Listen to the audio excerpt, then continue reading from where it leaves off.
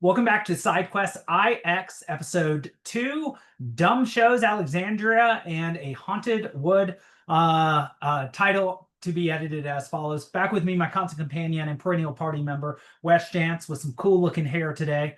Wes, good to see you. And back in the room with the books, some of the Oh, books. I sometimes I stand, and so it's this like bit of my roof that you're see like the ceiling, and other times I've got my some of my discombobulated books there. Oh, there is the library too in this section. I don't know if you explored it much, I but I just remembered. Yeah, I wanted to talk about that too. Yeah, there's so how much to talk about today. how could I help but see my fellow gray-bearded scholars uh, weak-eyed, myopic, and sitting possibly relevant, possibly irrelevant down in the Dungeness stacks of books? How could I not look upon that with glee, especially with the resonances back to Final Fantasy VII, of course, and the Shinra Mansions, Infernal Library. Yes, I did, but I didn't actually have that in my own notes. So thank you for bringing that up, Wes. Not at all. Well, so we sort of jumped in today without much of a pre-show, not because we're unprepared, but because I really wanted to mention some of the things that I would normally say in the pre-show, but I wanted to record them. One of which is this. An experience I'm having with this game, only two playthroughs in and about 2 hours of playing, maybe even just an hour and a half of playing into the game itself, is that I remember not connecting with this game nearly to the same extent as Final Fantasy VII and VIII. And I think that might be partially for aesthetic reasons. The same way that many people didn't connect with VIII because they didn't use sprites like they had like previously in Seven and Super Nintendo iterations of the game. So did I not connect with this game because the sort of childish Legend of Zelda conscious decision to make this a more cartoonish looking, more animated looking game, a less realistic looking Mhm. game, unlike Final Fantasy VIII. So moving back like that in what for me was the third installment, I think aesthetically pushed me away from the game. I would also mention that my personal aesthetic, I really like cool looking characters. Sephiroth and Squall, to me, growing up, were just the embodiment of really cool looking individuals. And so, I mean, even thinking of, since it's the Halloween time of year, Pinhead and his sort of aesthetic from the Hellraiser series, very Hugo Boss in some negative ways, I suppose. But I've mentioned just on a personal note, growing up, I was not an attractive individual. I was a chubby, kind of weird, annoying young man, and so these cool, tall, thin, well-dressed individuals who were also powerful and treated like they were amazing were really cool to me. So when I saw Steiner, for example, for the first time with his Nightmare Before Christmas, Mayor, overdone or hyperbolic expressions, or Mhm. Queen Braun, for example, um, they did not resonate with me in the same way. But that is all a digression from what I wanted to say, which is analyzing this game, and what I hope comes out in our discussion of it today has been much richer for me than the original playthrough was. And that's a different experience from with Final Fantasy VII and VIII, where I had formative experiences playing the games, but then very much enjoyed analyzing them as well. In this game, I think I'm actually going to get a lot more from the analytical experience because even from this opening a dumb show where there's a confusion of what reality and what is play is illustrated. Just thinking about this and starting to think about it with you is blowing my mind with how intricate and intelligent it is, and how it sets the theme for the operatic theme that is going to continue throughout the play. There's sort of a Victorian Baroque feel to it. The harpsichord will play, will be has already been featured prominently. Mhm. Bach's favorite instrument, and also can be played very fast, for example. And the fugue, of course, is very famously played on the harpsichord to good effect. The flight, and so I think, though I did not have the same level of formative experience in this game that I did with seven and eight. I think upon analysis, I may find out that this game, I'm very much open to this game being more intelligent and than Final Fantasy VIII potentially, and maybe even seven.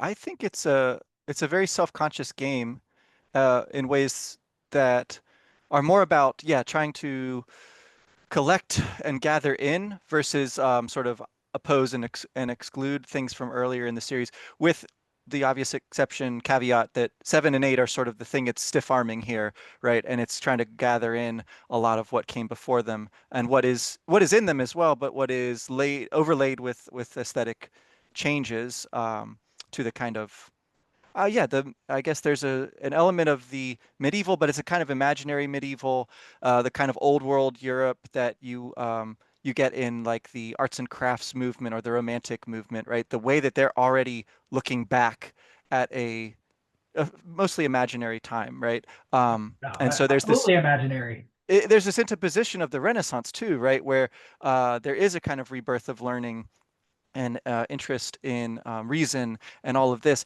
And I think that idea of reflection, rebirth, intelligence being key to that um, is certainly conjured up in the imagery, the music, the sort of aesthetics of the game. And there's this puppety, childlike fairy tale quality. The Brothers Grimm, the Germanic, the Mhm. Italianate, the folksy elements. And there's always the Japanese component of it too, right? These games are a fusion of all of these elements. I think you have to be pretty intelligent and also pretty scholarly, right, to know enough about the different cultures and languages involved. And frankly, that's where I am always feeling pretty inadequate when it comes to understanding Japanese culture, Japanese language, history from that lens. I'm sort of always working back towards it by trying to infer what I'm seeing from my standpoint. You see what I'm saying? And I know one big example of this is like the Dark Crystal, so cited in some interviews that have been done and highlighted in those podcasts with Resonant Arc, they talk about how the Dark Crystal, this 80s movie, is kind of a touch stone for the aesthetic that they're going for. Uh, Gelfling. and I've never seen this movie, so it's on Oh, my really? yeah. That's uh, not one of the 80s movies that I'm familiar with. So yeah. So there's a lot of that I don't know in short, and we're gonna give it our best shot though. Um, so yeah, so of the things that happen here, one that I do feel like I can kind of grasp is the idea of the play within the play. And I think that's pretty central to the opening playable sequence that we get once all of our characters start kind of interacting and those different layers of the story we talked about last time start to congeal and there's like a bit of momentum that a through line is established. And that's pretty cool because it's very Shakespeare, And so what is more, Western canon and yet more quietly subversive, right, than Shakespeare, the Bard. So if a number of his plays are referenced right off the bat, you've got, let's see, the idea of the play within the play, the mousetrap, I think you mentioned like Yes. Hamlet, right, which has one type of meaning to it, and it's quite tragic, of course. But then you also have examples like The Tempest, one of his late plays, which has a kind of pageantry to it, and it's very artful, and it's a kind of valediction, it's a kind of goodbye. And there's that element to this as well. Like this is, in some sense, a distraction that's put on to enable a leave taking. Um, there's the idea of Leo being a mistranslation for Lear. So actually, that's, I guess, more clear in the Japanese original that this is a name drop to King Lear himself, right? So a very different kind of character than what we see portrayed on stage, but nevertheless a very clear reference to Shakespeare. And then you got Puck, right? The rat kid's name. Once he asks Vivi for his name, he reveals his name is actually Puck, and this is the airy spirit of the Midsummer Night's Dream, which again, a highly artful, highly beautiful, but ultimately comedic Shakespeare play, and one of the more, I guess, probably popularly known because of retellings in stuff like that movie with Stanley Tucci. Dead Poets Society. I was gonna say. Oh yeah, yeah. It also features a dumb show, of course. Uh-huh. Mhm. And yeah, so I want to focus on that for a moment, and I appreciate you bringing in the Shakespearean correlates and thus the Renaissance to mitigate or to hedge our medieval imaginative landscape, where we have a literal knight, a black mage, these sort of folk, these stock types that one finds in the medieval landscape, but are actually more in some ways indicative of a Renaissance stage drama, which was also known to have like these particular masks often that indicated, and this is in the Italian tradition, that indicated specific roles within the play. And so that'll be an interesting thing to supervene in this particular iteration, where we get this very interesting card when we meet major characters who will be in our party eventually. I don't recall whether this is new to the edition on the Nintendo Switch, which I'm playing. Heresy, not on a PlayStation. And I feel like I have found the limited processing power of the Switch an issue, even though this is a PS1 game. But Steiner is, and this is something that I made the mistake on last time. These individuals don't have class; they have race. And so they have he has human race, whereas Vivi is black mage race. And so how are they going to supervene their race, which is traditionally called class in Final Fantasy? And is that race component going to be important? To your earlier point about linguistic, European linguistic similarities, Vivi, of course, is Latin. I have lived, interesting, past, present perfect.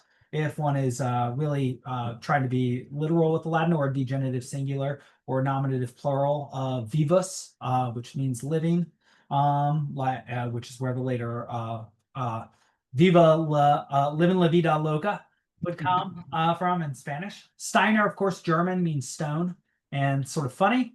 We'll see whether he is a sort of a blockhead. He seems like one at first. He is, of course, one of the Knights of Pluto, farthest planet when we were growing up and when this was made from Earth, and therefore last in rank.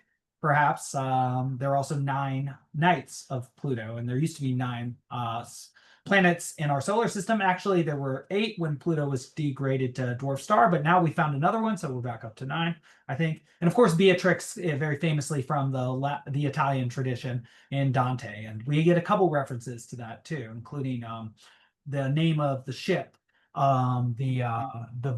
Vista. Prima Vista. Prima Vista, exactly. The first way. And we all know from our Dante third line that the Dorita Via was Smarita. Era Smarita was lost. And so the Prima Vista finds itself lost in a wood at the end of our first plane. And so, yes, not to mention also we find various heims. Heim is a suffix from German, which means home.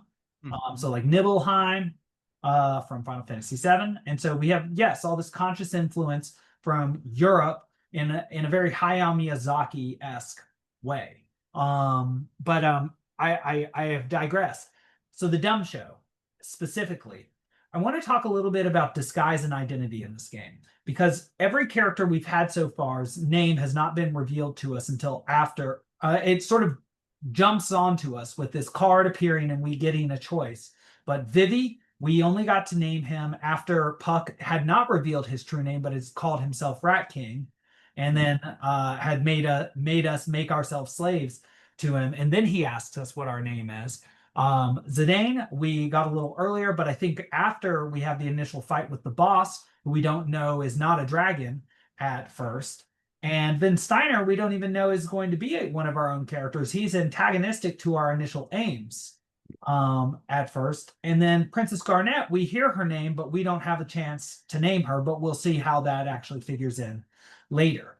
Now, I want to mention all of that because something interesting about starting in medias res, and I think there might be an argument to be made that this game is less in medias res than Final Fantasy VII or 8, but I want to say that that argument is wrong, because what is powerful and masterful about this game and the way that it engages within medias res is it doesn't throw you into the action quite as quickly as Final Fantasy VII, but it upsets the feeling of disorientedness, right? We don't know any of these characters. We don't know anything about the political situation. We don't know anything about the city of Alexandria. And so when we are given the opportunity to name these characters, it's all of a sudden thrust upon us the meaning of this character to us. This is going to be one of what, like something like 6 or 7 major characters in the story.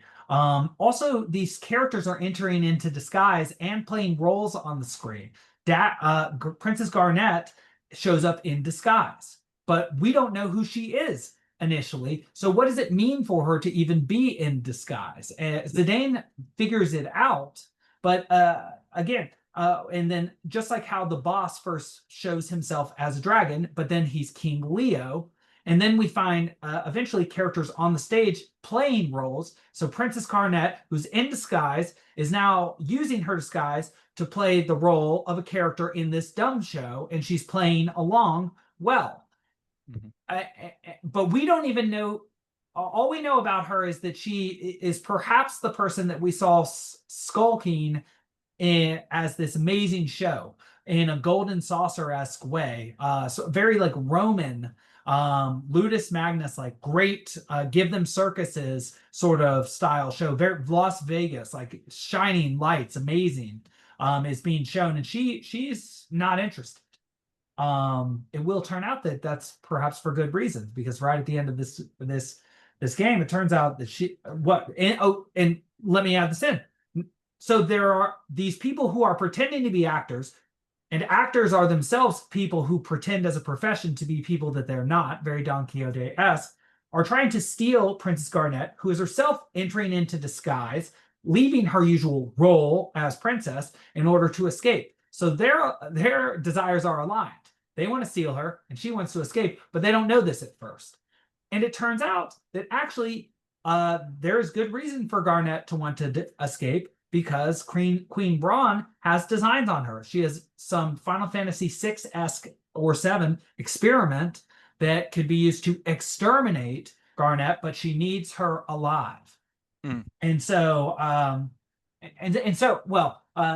I think is just the beginning. But I wanted to talk about how I think it's very masterful, these notions of acting and changing roles and being in disguise, and understanding the significance of one's identity only post meeting one, rather than having one introduced as a major character necessarily, and how the game does a very good job of, I think, keeping us interested and disoriented in this, I would say, masterful initial segment, which I think is better than a long, beautiful CGI, because it is itself, I think, the true opening of this game. Mhm. Yeah, no, so like the opening CGI is relatively short, you're right, and it isn't so much an action sequence as it is a kind of smattering of images. Um, the various characters are separate at that point, and the opening battle that we do in Zidane's little part of that, uh, it turns out was kind of like them like rehearsing for the stage battle that they're having in a moment there, right? Because Zidane and his party are the one side of the kind of Romeo Juliet story that's going on there, right? A commoner has stolen the heart of the princess in the play. I want to be your canary.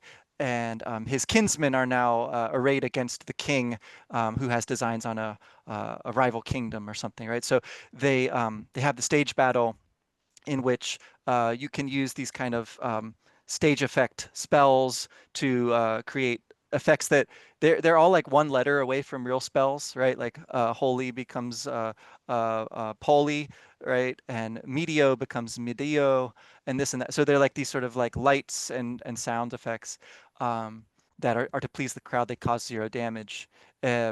So in in that level, you've got a clear reference jumping over 8 and 7 back to 6, right? The opera, right? The Um, opera. which similarly is a kind of mousetrap scenario where you're trying to lure Setzer, the gambler, who has the airship that you need to get to the Empire, right? And so you're luring the airship guy. In this case, it's happening on board the airship, which is stationed there for a heist of a kidnapping of a princess, but as you say, there's the layer of her wanting to be kidnapped, and so those two are actually working towards the same end.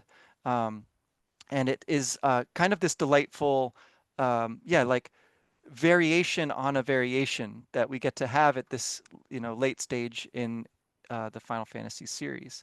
So in the in the taking of the opera scene, which is justly celebrated, and kind of front loading it here, Yes. and then riffing on it and playing on it, there is that. I think there's that really clear example of a highly artful use of player nostalgia and reaching uh, for something from early in the series, and then modifying it in a respectful way, but a playful way, right? Um, so like, yeah, you wind up back in the exact room where that battle takes place as well, right?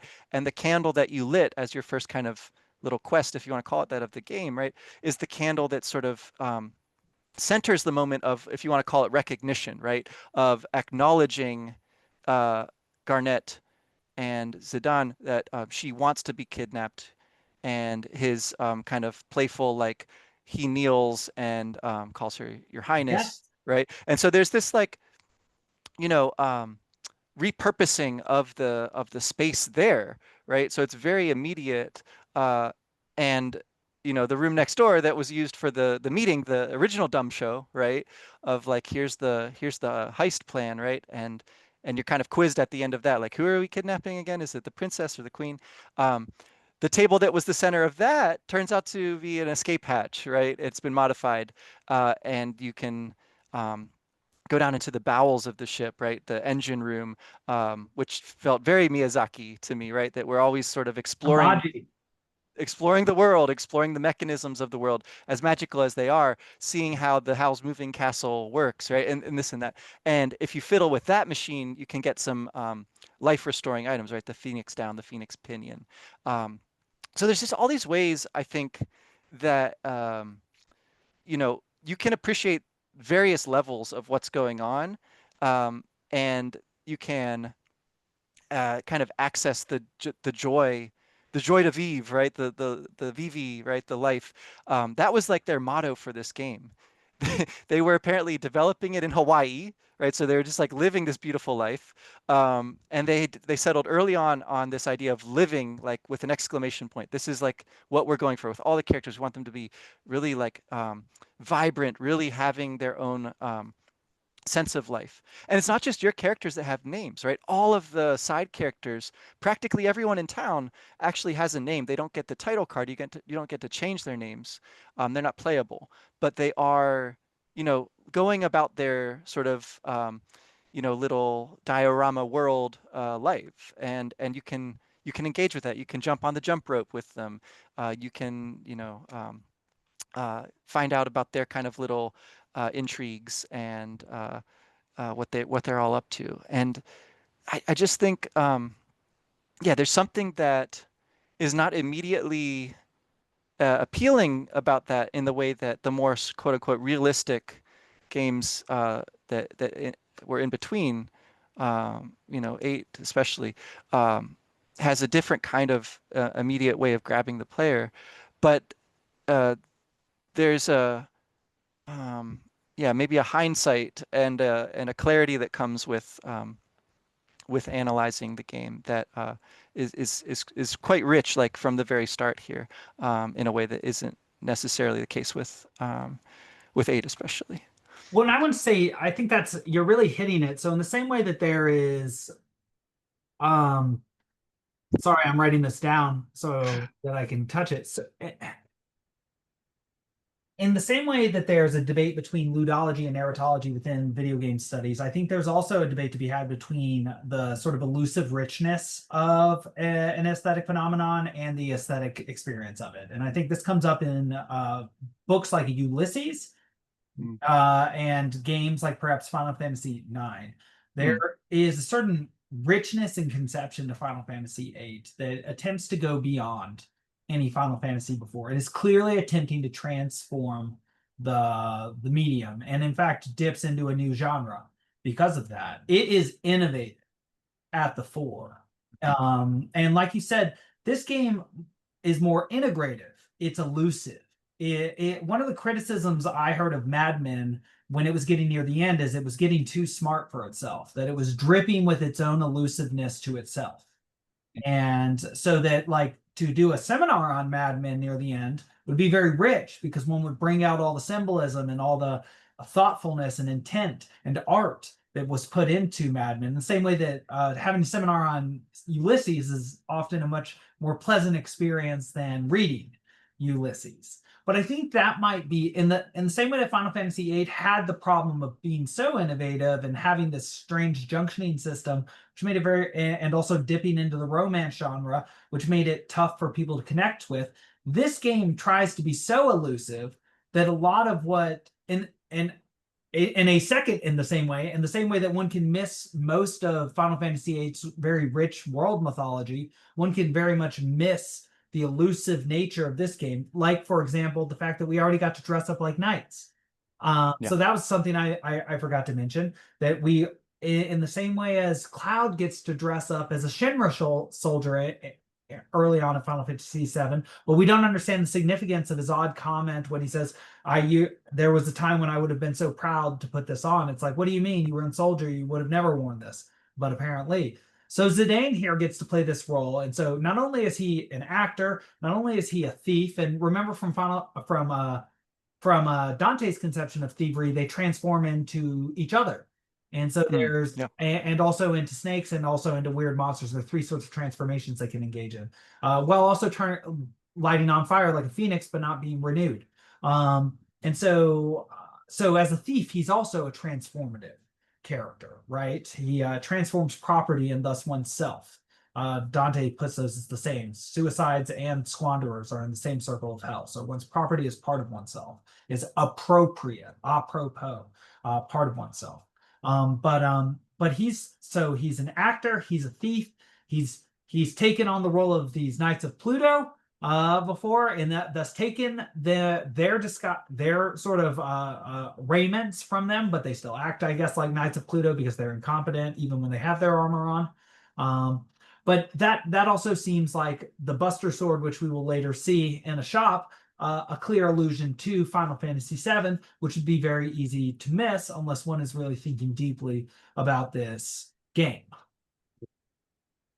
Yeah. This is yeah, I think a a good point at which to uh dwell a little bit on the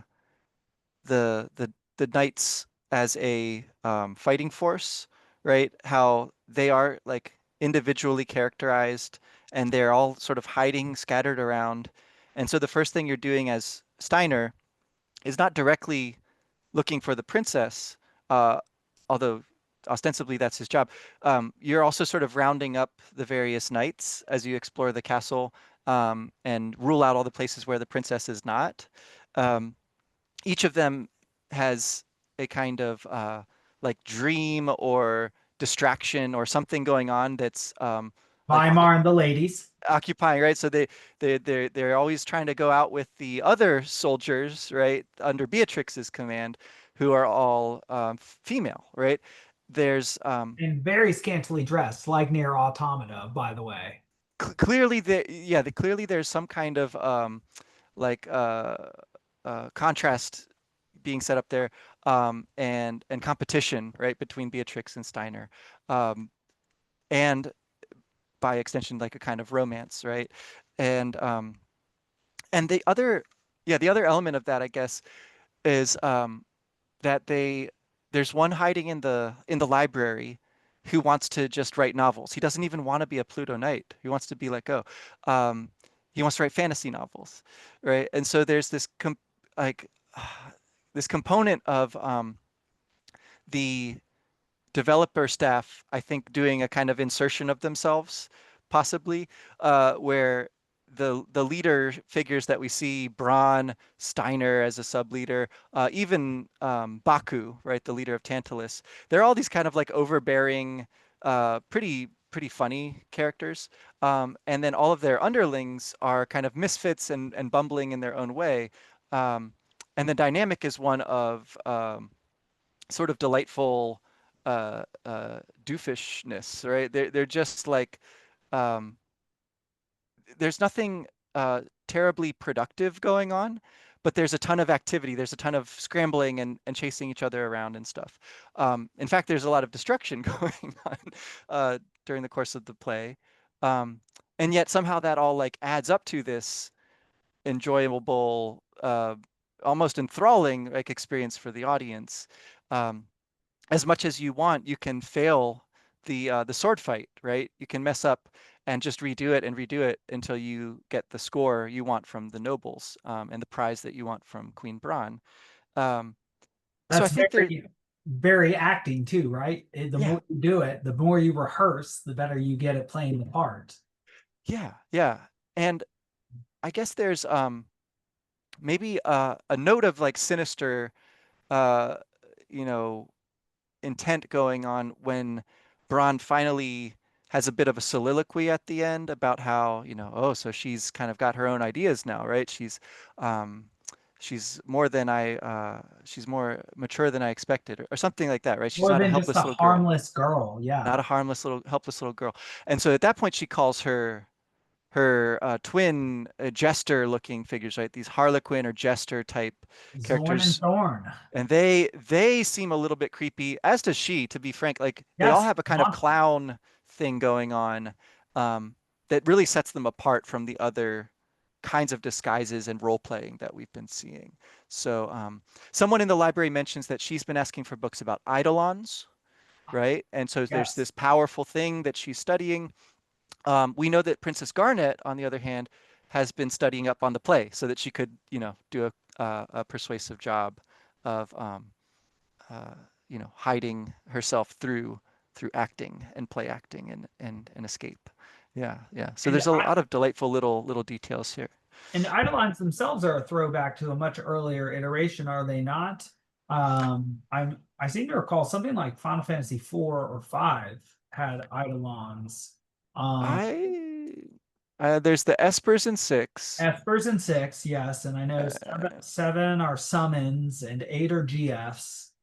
But I thought Eidolons, maybe they come later mm, in. Okay, but in any case, that word itself is derived from eidos in Greek, which is obliquely related to our word idea, which is one of the words that Plato used for the forms. hmm There are other words like morphe, which also means form, but that means more like form of a thing. Whereas eidos is like the form, Yeah, the this thing is of written things. back. Apparently, this is written back into the DS version of FF4. So yeah, Oh, really? it, Interesting. Okay. it's a it's a way of translating what's just called summon monsters or phantom beasts. Apparently, are the translations that we get earlier than that. Oh, well, interesting Okay. localization issue because Yeah. it's rewritten back into a later Yeah. version. Yeah. And so, of course, okay, but I do want to stop and focus on, and I've got a list of the names if you want to talk about them at some point. Yeah. Possibly also a reference not only to the number of planets and their and the rank of this particular unit.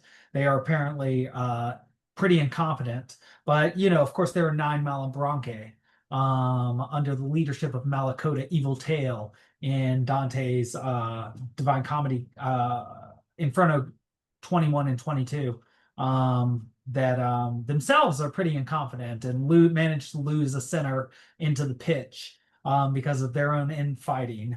Um, but right, I was hoping that we would get to talk a little bit about Braun and her particular morphe, how she is portrayed, and also these odd Zorn and Thorns who are almost palindromic in their speech. Yes. Yes. Not quite because of where we have to put. It would be interesting to see the original Japanese, right? Not quite because of where one has to put the subject pronoun in English. Can they be palindromic?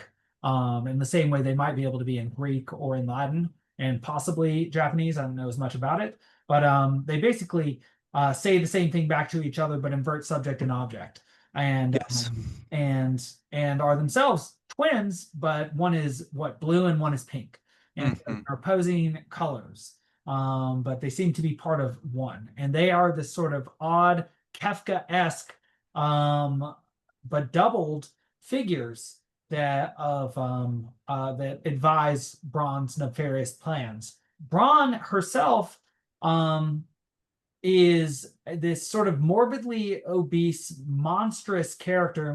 When I say monstrous, I don't mean this in a sort of aesthetic judgment way, but she is clearly presented as horrifyingly ugly and Hmm. grotesque. And even a portrait of her in the middle of the stairs, which in with the pre-rendered background, something new here is that one can move without loading between parts of the pre-rendered background and then see a different angle, and there's a portrait of her that looks even more clownish and uglier than she does. But she has these claw-like nails. She's this has this pale bluish look. She actually is Hmm.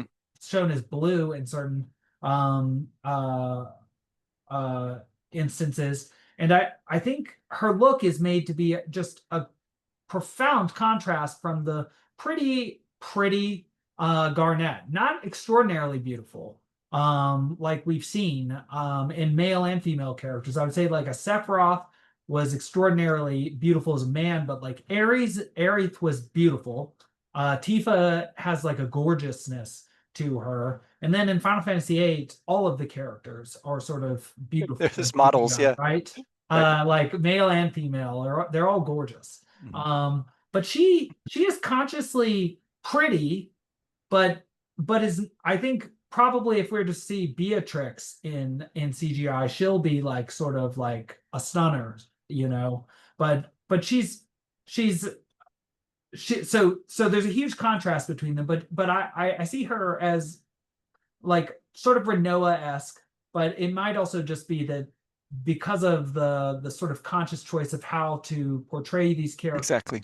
Yeah. that there's just not going to be the same sort of aesthetic response, right? Yeah. With the sort of realist supermodels of Final Fantasy VIII, it's much easier to just think they're beautiful than she. But all that goes to say is that I think a question in everybody's mind, besides where's the king and what happened to him, he's called the late king. This is in a perhaps animus dominated kingdom, and Mhm. perhaps I could say something Jungian about the function of the male and the masculine in such a kingdom, and how there's a doubled jester role, right? And then also this Steiner, but he's incompetent. These interesting figures of masculinity, but not really a true noble, powerful, kingly representative. But Oh, the question is, how is Garnet the daughter of exactly. Yeah. that's that one that cannot avoid that, and this game was not made for the most enlightened individuals. It was made for like 12 to 15-year-old American Japanese at first, and then later European sort of gamers. And she looks like a different species, Braun, and her eyes are everything about her is grotesque in some way, and there's a visual medium, so that choice was made clearly in order to be made, yeah, in order to, I think, visualize the supreme contrast between them. She also seems like sort of childish, right? Yeah. When she first sees the show, she lights up with delight. Hmm. Many nobles are sort of world weary by this time. They've seen it all, right? So they're kind of like, and Garnett seems to have Blase. something on her mind. So there are depths to her. So back to this identity and disguise sort of thing. There's another way to see identity and disguise in terms of layers of personality, right? Hmm. Very deep, profound people, one cannot just see what is profound about them in a single moment necessarily, but needs to sort of get to know them to see what they're really all about. And she seems to have this depth at first, whereas one gets more of the sense that Garnet, or sorry, Queen Braun is more simplistic. Yeah. Though she does have this uh, malicious, Maleficent-esque underbelly. And so Yes. what I'm wondering with, or what I'm parsing out here, what I'm touching at, what I'm circling perhaps paraphrastically, is there sort of a Maleficent and Sleeping Beauty relationship going on here? Cinderella as is this an evil stepmother sort of situation, Absolutely. right? Yeah. Yeah. I mean, I'm thinking of the Ursula, right, from The Little Mermaid or something like From that's the the kind of Frame right? Yeah. and and this would fit the fairy tale motif to a T, right? Uh, it is apparent that Garnet is, yeah, the um, more profound sort of character of the two from the juxtaposition of the two of them as they're watching the performance, right? There's a kind of sadness to Garnet. There's a kind of yeah, just childlike um, effervescence about Braun, which still goes to the theme of living. And Yeah, then there's Steiner. responding. Steiner's the one watching them watch. You know, he's sort of the master of ceremonies. He starts the fireworks and things, but he's also mostly concerned about like what is the effect. And as you are the player, you're sort of in his role, right? And you do control him for a while here, and you are concerned with pleasing the audience because you know you'll get some kind of prize, right? Some sort of good item or something is going to come out of that. So there's an interesting kind of bouncing back and forth of point of view of identity, and with Garnet um, seeming to get more excited as she is, taking more agency, right? She seems to really enjoy the part where she gets to jump down, right, and terrifies Zidane. And Yes. and she isn't aware maybe, but Steiner's also watching, and he's, over the top terrified by this. Um, but she is just having a swashbuckling good time, right? Flying along on the bunting and landing on top of Zidane, perfectly safe, right? And running through as she runs by each of the instruments, makes like a funny, messed up noise as the orchestra is playing. Um, and it's just, yeah, a cool way of um, getting across all of the thematic, richness, um, but in this, highly demented, puppet show medium that we've chosen to go with here. Um, I think there's a few other characters. Yeah. So as far as names, um, I noticed that Ruby, right, is supposed to play the leading lady, right, and she is obviously kind of an image of Garnet, right, the Ruby the Garnet. Um, Ruby has this like different accent than everyone else. She has like almost a Western sounding accent in the localization. As you mentioned, Zorn and Thorn, they both have a weird speech pattern that apparently is more of an archaic thing in Japanese. From what I'm reading Ah, here, it's one of the translators talking about how they took the endings of an old form of the to be verb, which still is used in polite Japanese today. And so this makes them sound, quote, archaic and weirdly unhinged. And so to mirror that in English, he has the one ah. talk in an ordinary order of words, and the other has the grammar flipped around like Yoda. So they're constantly kind of echoing each other in that way. Um, yeah, and then of course, like I mentioned, all the different characters within the troop of Tantalus, within the Knights of Pluto, they all have their kind of individualized little quirks and things. Um, the Tantalus troop, in particular, uh, really become kind of heroic here, like surprisingly, as the ship is going down, they are manning their positions. They're trying to save the innocent. They're trying to survive, of course. And I think what it's bringing home for me is, yeah, there's the mystery of how is Garnet the daughter of Bronn, right? And the suspicion is she's not. Um, but there's also the mystery of, so wait, like why, right? What is the reason for Tantalus trying to kidnap her? What is the reason for her trying to get kidnapped? Right. And of course, now we're wondering, so what is Braun up to with this experiment that she mentions at the end, right? That they're going to sick on all of them. And then there's Vivi, right? Like total uh, kind of a blank slate as far as we know, seemingly came out of nowhere, and is the agent of revealing Garnet's disguise, which I found again a really interesting moment where you got Terra using fire magic, and it kind of introduces this idea of like, whoa, magic is this amazing thing in Final Fantasy VI. In this game, we've seen stage magic up to this point, and we know that Garnet is disguised as a white mage. We know that Vivi is just dressed and embodies the black mage archetype, right? But this is the first time we actually see like real magic happen, and it's in the context of Vivi trying to defend himself from the Pluto Knights who are chasing him, thinking that he's somehow responsible for kidnapping the princess, or at least he's an intruder. The rat kid runs off, says, "You fool, like fend for yourself." And Vivi, to protect himself, uses fire magic, but very ineptly. And Garnet, who has just been like, stage stabbed. So we've got an Eris reference there, right? And then we've got a Terra reference immediately following on the heels with the fire being used. She throws off her disguise and reveals herself as the princess. Um, it's just all of these kind of layers of moments that we can recognize. I wanted to throw in the rooftop as well. That's the context of Locke escaping at the start of 6, right, running across rooftops with Terra. And then it's also the context of Cloud and Eris kind of having their first escape from Shinra in the original Yes. FF7. Yeah. They're jumping across rooftops. And now in this one, it's Vivi and the Rat Kid, Puck, finally sharing their names, although we don't get much backstory for either yet.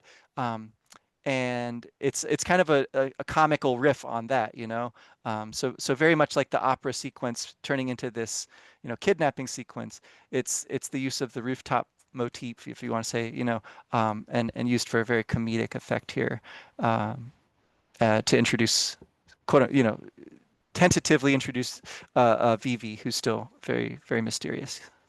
Well, I think you're making several good points, but two I want to highlight are that running across roofs, I think, is a very interesting motif that one does see in the Final Fantasies, also in Disney's Aladdin, for example. Yeah. They sort of represent being these characters that are sort of same thing as sort of a magic carpet, being on a magic carpet, sort of above it all for a little while, and be able to occupy one's own sort of world and shared perspective with another person. Totally. And I wanted to mention that I think that Zidane and Dagger, besides or excuse me, Garnett at this point, name not to zombie name her or whatever, or future name her, occupy a role, perhaps as old as Pyramus in Thisbe and its later correlate Romeo and Juliet, but far more couple recent ones in the sort of Aladdin and Jasmine role. Many people think that comes from the Arabian Nights. It actually comes from a 19th century Syrian commentator and forger who appended that work to the Arabian Nights. And so it comes neither from the Baghdad nor the Cairo manuscripts, which are considered the more definitive versions. If one's going to debate, it's not even in the debate. Sure. But it is what many of us Westerners, many of us Westerners, object of the preposition, consider the marquee tale from the Arabian Nights, which is itself not the name of the work. It is the Thousand Nights and One Night. Thousand Nights and a Night. Yeah. Yeah, and in particular, the one night word is the word used for just one, and so the Thousand Nights and the One Night. So is it the 1001? That begs the question of what the title is trying to say. Is it like 1,000+1, or is it 1,001? Right, kind of like a book or a set of stories. What is the difference in unity between 1,000 pages of short stories and 1,000 pages of a single story? And so I think we are going to get into questions like that when it comes to this aesthetic experience, and that is one of the questions that is first brought up in this very elusive work, which is what's the difference between the dumb show and the show? They're both just parts of the show. And what I meant to mention earlier when I began this point was that, again, we don't know almost anything about almost any of these characters. The big reveal of this person being Princess Garnet leaves us again with this figure that we just met only by seeing that she was sad and seeing Steiner see that she was sad, but not her own mother. And so we know a few things from sort of social cues about her and our own understanding of hierarchies. She's a princess, after all. And we think we know what that means, but the game doesn't even pretend. Like, it's very Xenogears in that, like, all of a sudden we find ourselves in political intrigue, something major has happened extremely early, and that's something, um, and and so like Final Fantasy VIII, after our first Owls thing, and after Cypher basically makes a mess of the president of Galbadia and Idea shows up for the first time situation, this takes off way faster. Things have just gone down of huge political importance. Yeah. We don't know any of these characters at all yet. Yeah. And so we don't feel it yet. We're like, oh, okay, this is, we're just getting warmed up. And so it is interesting, the inversion not only of the speech patterns of Zorn and Thorn, but again, like the stage performance is put early, is framed early on. The political importance of what is going to happen is framed early on, sort of like how we blew up a Mako reactor like terrorists in Final Fantasy VII. We're clearly sort of bad, good actors like Locke, thieves, kidnappers, even, but there's a heroic edge to our kidnapping. Carl Jung used to say that the hero archetype was often preceded by the thief archetype, or Mm. by the knave archetype. I think more broadly speaking. And so interesting that we are a thief again. But so yes, I want to mention that we don't, for all the playing with identity and disguise that we've seen in the beginning of this game, we don't really know any of these characters well enough to distinguish them from what they disguise themselves as, or what they wish to show or wish to manifest themselves to us as Yeah. yet. And I just wanted to mention that the Aladdin Jasmine, and perhaps also the sort of Orlando Bloom and Elizabeth Swanson from Pirates of the Caribbean theme seems to be underlying this one as well. Yeah. Yeah. Um, Totally. Totally. No, yeah. And so we wind up for today having escaped despite the the bomb that gets shot out and the various harpoons that are smashing into the Prima Vista. Um, the beautiful mermaid on the front of the ship coming out of the smoke, um, and then the whole thing a little charred. comes, yeah, but noble nonetheless, right? It comes Yes. crashing down in the mist, lands in the forest. Our characters are trying to escape with what they can salvage, and they're separated again, right? So we get our first active time. Okay. Uh, 8. yeah, this like extension of the gameplay, not in time but in space, where we can choose.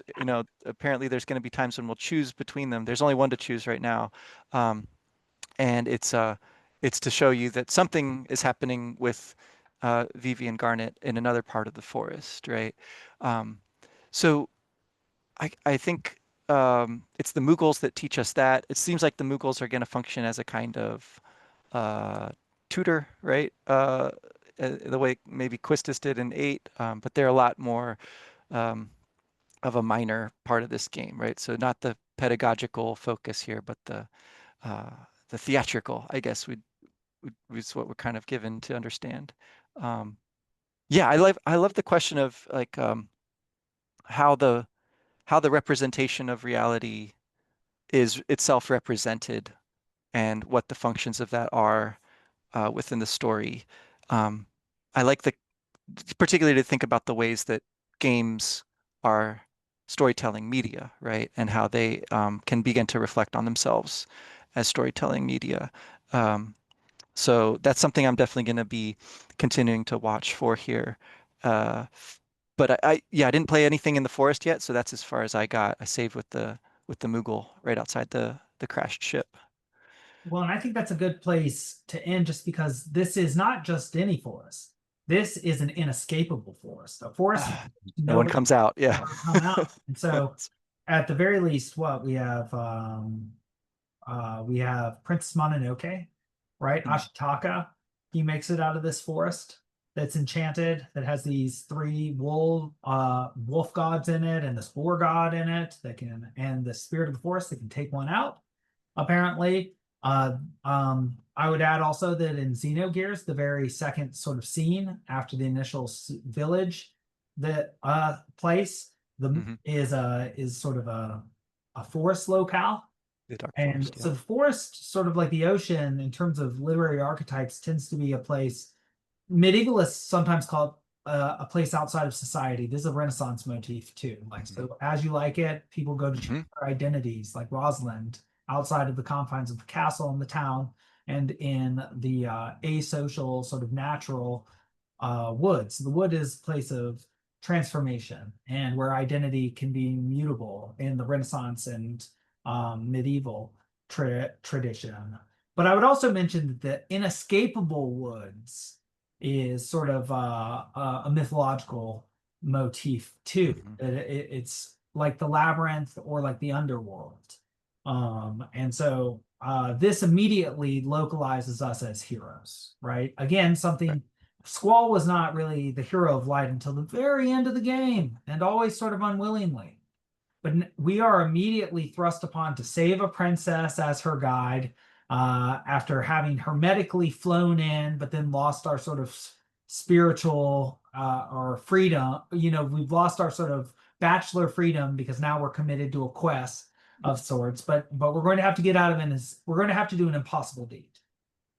And this immediately points out the special nature of the band or the character that, or set of characters that we are playing. And as you mentioned, and again mentioning identity and disguise, we've gotten to play as several characters independently of each other, and then with several different groups too. So we played as Zidane, first as Vivi, and then as Vivi following Puck, who was first the Rat King, but then was Puck. Um, and we've played as Zidane by himself, but then also with three of his comrades. We've played as Steiner. We've seen Quinoa or Quinoa or whatever him. Oh yeah, she's in the. Is that actually Yeah, her or just one of her tribe? I don't know. I don't Okay, know. Yeah, okay. so that's something I guess I'll. But somebody also reminiscent of a character that we will have access to soon has popped up. We haven't gotten to name Princess Garnet, and so it's just very interesting Hmm. that for what we're not being given with these characters, they are being thrust into these powerful roles Hmm. immediately in a way that in Final Fantasy VII, Cloud was not again this hero of light. He was like this vengeful little deluded dude who was a failed experiment, and to see him very negative in some ways. And Squall, just some young kid who wasn't even a seed. He was, of course, fated to be great already if we look at the cyclical nature of Final Fantasy VIII's time, and also just the nature of a video game. But this guy is already acting heroic. He is already jumping out of the thief archetype and into the hero archetype. He's got a princess with him. He's going to try and save her. And then get out of an inescapable forest. This is a lot of front loading, like you mentioned earlier. And it's interesting because it makes me almost skeptical. Right? I being a lover of Final Fantasy VIII, don't mind if a game takes its time and allows itself to unfold. But right, one wonders, like with its packed elusiveness, whether the joie de vivre is an entirely a consistent commitment to an ethos of yeah, robust living, or whether it's also sort of a commitment or an attempt to win fans back by front loading the game so that if they have short attention spans Mm. or cannot allow for something to really unfold, that it caters more to their desires. Now that's something that comes up in the interview that Resonant Arc does with Sakaguchi a few years ago for the release of the Mistwalker or Fantasian. That's what it was. Fantasian was released, and he actually scored an interview with Sakaguchi. He talked to him about his writing process, and as he recounts it, I haven't gone back to listen to the original, but he mentions that Sakaguchi says he always starts with a strong opening scene. And that's where if he can get that, then he'll go and see where it develops organically, right? Out of that. He doesn't have like a bunch of scenes. He doesn't have an ending he's trying to get to, but he has a beginning and builds out from it. Um, which, yeah, makes sense. Like, I think as much as this game might, uh, have its detractors, have elements later in the game that are weaker, Yeah. the opening is fantastic. It's just, it's really cool. Yeah, so we'll see. We'll see if that holds up. You know, Um, that makes sense too when I think about the nature of Midgar and the rest of Final Fantasy VII. It is a great game, but it really is a game of, I would say, focal points. mhm. And Midgar is itself its own game, which I think the most recent trilogy has proven. The FF7 remake, right? And and I do want to put a quick pin in that too, because you say that your friend and collaborator Ben Kozlowski has been playing through.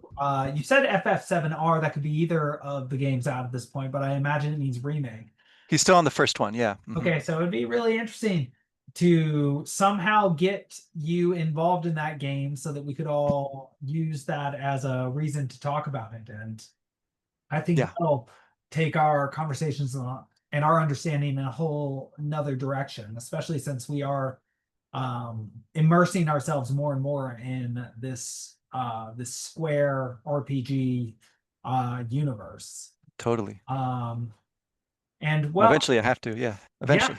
Okay. Yeah. Well, eventually, of course, of course. Well, let me see. I have a few more things written here, but I think we basically talked about everything I needed to. Something I would like to talk about, though I don't know if we have time for it now, is the absence of a strong masculine figure in Hmm. Alexandria. We have, like you said, like this sort of the closest thing to it is the head of Tantalus. Hmm. It's sort of and we have all these references to the underworld, right? Tantalus himself, one of the three arch sinners of the Greek world, alongside Hmm. Sisyphus and Ixion, or not Ixion. Ixion is one of them, but well, there's another one too. Tantalus. Ah, yes, Sisyphus, of course. With Uh, the rock. with Yeah. rock, right? The Nietzsche quote too. One must be happy for Sisyphus to be able to get up every day. But Tantalus, Knights of Pluto, and Pluto is of course all from Roman tradition of Hades, and so some sort of connection to the underworld and representation. Um, um, but let's see, let's see. Yeah. Well, oh yes, but yeah, so this character who's the head of the troop seems to be I would say like the strongest Yeah. masculine figure, but then Steiner, he looks sort of strong, but he has this sort of compassionate edge and is treated with derision by the Knights of Alexandria's leader, Beatrix, who is apparently Hmm. like Hermione and is this prima donna, and that she's just number one. She kind of like Celeste too, I would say, that she just seems to be like an she is the ultimate soldier around here. Looks that way. Yeah. She's Yeah. got the eye thing going on, so it's maybe her perspective is not totally trustworthy. You Well, know, okay, so I'm glad you mentioned that because there are several characters that are missing their right eye. There's one who looks like a proto Waka in the Thief Troop.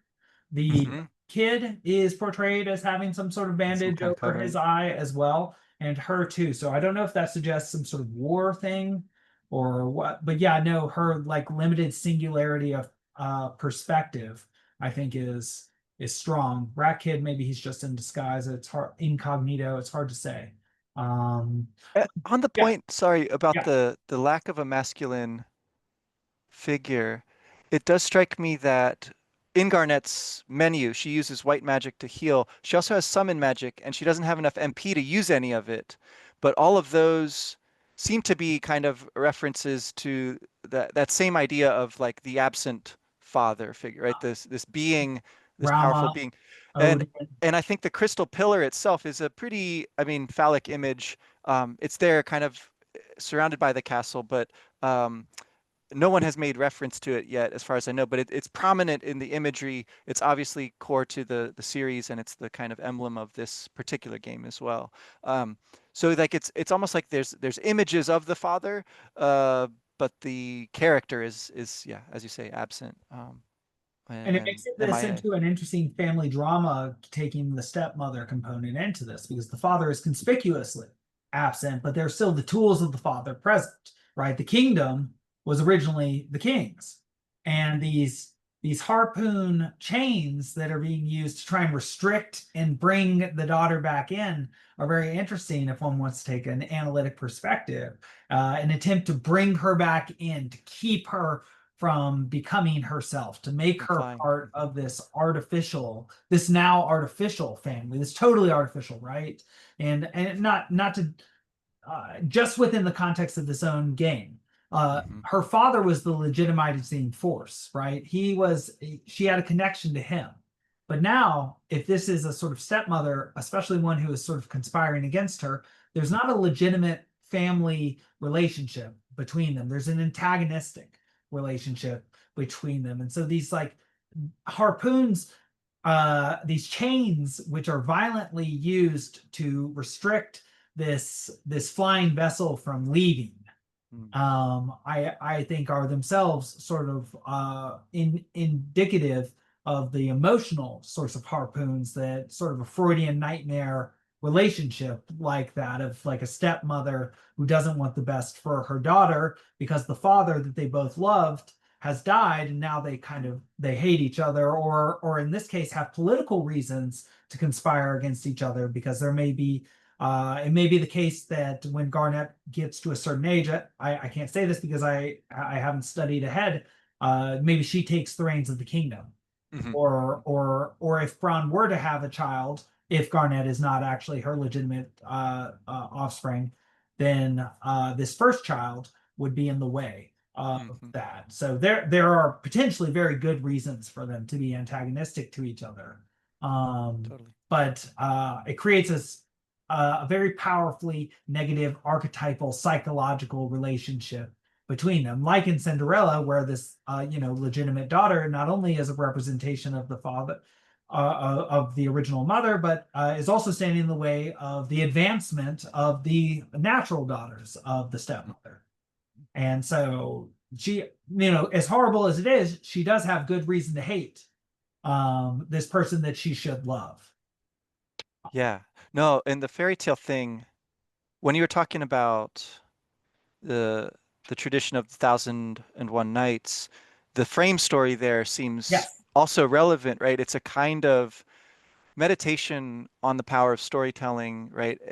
As the character is telling stories, weaving them together so that she never quite finishes, doesn't fully conclude, to prevent her from suffering the fate of the other wives of the Sultan, right? Who, after one night, are killed. She keeps the story going, keeps spinning stories within stories within stories, and finally, thereby saves herself and the kingdom, right, from this bloodthirsty, you know, image of the bad king, right? So there's a kind of really refined, quality to the the connecting of stories, and the political element there is pretty salient. And yeah, I think that if not intentional, is still super relevant in terms of the ways that this story is showing an ambition to compete with kind of um, major, whether it's Disney, pop cultural, or more, high art, high literature, Shakespeare, whatever it might be. It's trying to raise itself to that stature, or if it's not trying to, it's you know It's at any rate, clearly trying it's just to. doing it. So It is clearly trying to. I yeah, mean, yeah, yeah. so I think a discussion we could have at some point is can something sold for mass culture and for a young audience aspire to being art? And Hmm. this has been a question that has been underlying all of our discussions. And I think our original sort of question is Final Fantasy VII a masterpiece? I remember, And yeah. now I think we have a more nuanced question, which is and a very sort of egalitarian versus aristocratic version of art question is, yeah, can art made to be sold at a reasonable price to young people, but did they just try and make money, or were they trying to create art? And I think the answer, and we'll have time to get into this, I think, later in real detail, is clearly yes, when one looks at the relationship between the Final Fantasies and each other. What these artists, what these people are proving is that they're truly generative. And that's what I think you were getting at in this most recent point that the true artist doesn't just create one work of art necessarily. It just keeps Right. it and it is not doesn't fall in love with the one piece, like the famous artist whose name is dropped out of my head, Pygmalion.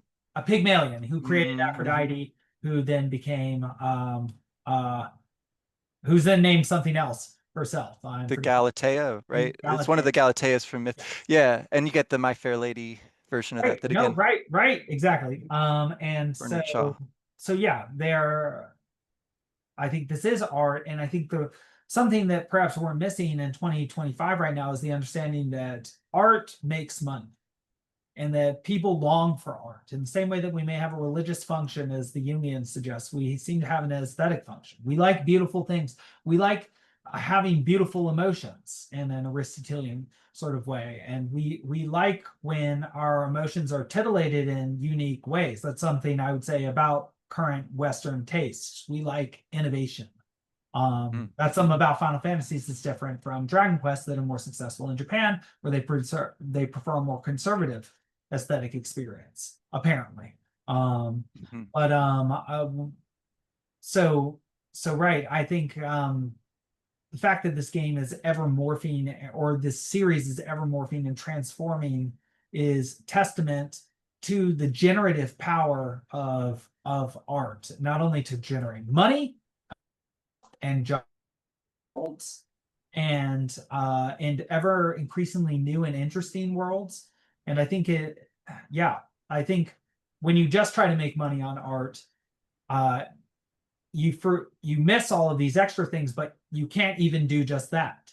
Real art does like four or five or six or infinite things in being art, whereas something that just wants to be like, like final, like Fast and the Furious 15, where it's just become derivative upon itself and its concept, and is just super watered down by that point and no longer, has a very limited effect. Whereas Final Fantasy 15, ostensibly, though this is a bad example because it's not a good installment according to the ratings, one might be distilling the phenomenon to an even greater extent. I will say that Final Fantasy 16 does seem to have a similar conceit to Final Fantasy 9 and having an absent father and political intrigue with the children and the mother sort of issue at the heart of it as well, interestingly. Okay, cool. Well, Not familiar with that one still, but later, later. eventually, eventually. Yes. Well, yeah, as the games continue to evolve, so will our understandings. Well, my friend, also just like you said, to leave the people wanting more, I think there is plenty more to talk about in this game, and I look forward to talking about the next bit of it. If we can get through this infernal forest, perhaps the game just ends in a near automata sort of way, like when you eat the fish, as I did once, and my Whoops. Android body just shut down and the game ended. Um, well, perhaps this game will end in that way, but even so, we will at least have our third episode. Yeah, yeah, we can have at least one more. I think we can do it. Sounds Yeah. good. All right. Till then, take care.